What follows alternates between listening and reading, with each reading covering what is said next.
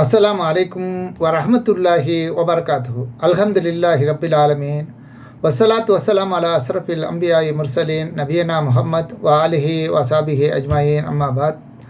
கண்ணியத்துக்குரிய எல்லாம் வல்ல அல்லாஹு ஜல்லசானு தாலாவின் நல்லடியார்களே, அன்பிற்கினிய சகோதரர்களே, பிறமத அன்பர்களே, நண்பர்களே, குறிப்பாக கிறிஸ்தவ அன்பர்களே, நண்பர்களே, உங்கள் அனைவரின் மீதும் ஏக இறைவனுடைய சாந்தியும் சமாதானமும் என்றென்றும் நிலவ பிரார்த்திப்பதோடு நான் சங்கை அப்துல் அஜீஸ்.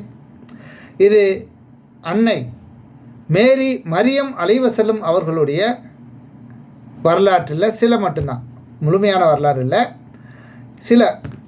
இதில் ஏனென்றால்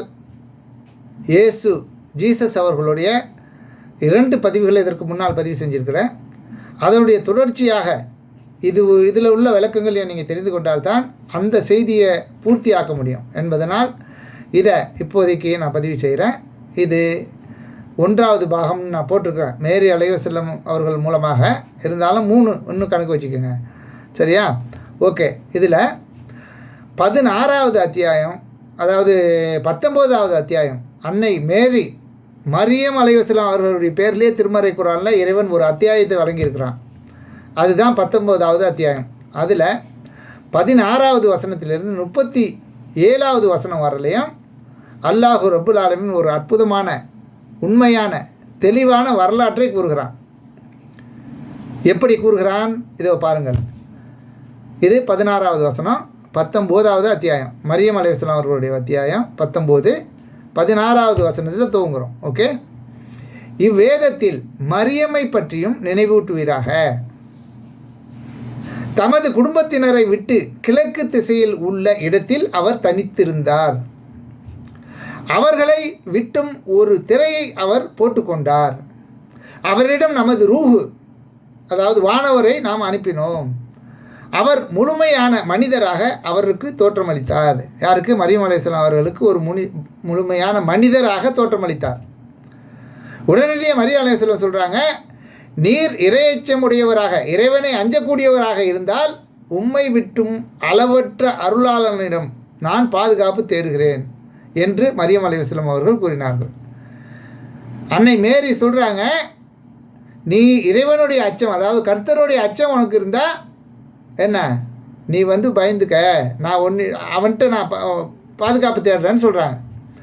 உடனே இந்த வானவர் சொல்கிறாரு, நான் உமக்கு பரிசுத்தமான புதல்வனை அன்பளிப்பு தருவதற்காக வந்த உமது இறைவனின் தூதன். ஜுப்ரேல், மிகாயல்லாம் படிச்சிருப்பீங்க பழைய வேதங்களில். அப்படி இறைவனிடமிருந்து அனுப்பப்பட்ட தூதர் ஜுப்ரீல் அலைஹிஸ்ஸலாம் அவர்கள். இவர்கள் பரிசுத்தமான, சாதாரண இல்லை, சரியா? அழுக்கு படிச்சிட்டிங்களாப்பா. அன்னை மேரி மேலேயும் அவங்களுடைய மகன் மேலேயும் எவ்வளவு தூசை வாரி ஊற்றிட்டீங்க. கொஞ்சம் கூட அல்லாஹ்வுடைய பயம் இல்லாமல், கர்த்தருடைய பயம் இல்லாமல். இங்கே என்ன சொல்லப்படுது? நான் உமக்கு பரிசுத்தமான புதல்வனை அன்பளிப்பு தருவதற்காக வந்த உமது இறைவனின் தூதன், வானவர் என்று அவர் கூறினார். எந்த ஆணும் என்னை தொடாமலும் தீண்டாமலும் நான் நடத்தை கெட்டவளாக இல்லாமலும் பரிசுத்தமாக இருக்கும் நிலையில் எனக்கு எப்படி புதல்வன் உருவாக முடியும் என்று மரியம் அவர்கள் கேட்டார்கள். அப்படித்தான் என்று இறைவன் கூறினான், இது எனக்கு எளிதானது. அவரை மக்களுக்கு சான்றாகவும் நம் அருளாகவும் ஆக்குவோம். இது நிறைவேற்றப்பட வேண்டிய கட்டளை எனவும் உமது இறைவன் கூறினான் என்று ஜுப்ரீல் கூறினார், வானவர் கூறினார். பின்னர் கருவுற்ற அக்கருவுடன் தூரமான இடத்தில் ஒதுங்கினார். பிரசவ வலி அவரை ஒரு பேரீச்சை மரத்தின் அடி பாகத்திற்கு கொண்டு சென்றது. நான் இதற்கு முன்பே இருந்து அடியோடு மறக்கடிக்கப்பட்டவளாக இருந்திருக்க கூடாதா என்று அவர் கூறினார். மரியம் சொல்கிறாங்க, அந்த வேதனை தாழ முடியாமல் இதுக்கு முன்னாடியே நான் தொலைஞ்சு போயிருக்கக்கூடாதா, இப்படிப்பட்ட ஒரு துன்பத்தை அனுபவிக்காமல் என்று புலம்புறாங்க. உடனே கவலைப்படாதீர்கள், உமது இறைவன் உமக்கு கீழே ஊற்றை ஏற்படுத்தியுள்ளான். நீரூற்று அவங்களுக்கு ஸ்பெஷலாக அங்கே ஏற்படுத்துகிறான் இறைவன் என்று அவரது கீழ்ப்புறத்தில் இருந்து வானவர் அழைத்தார்.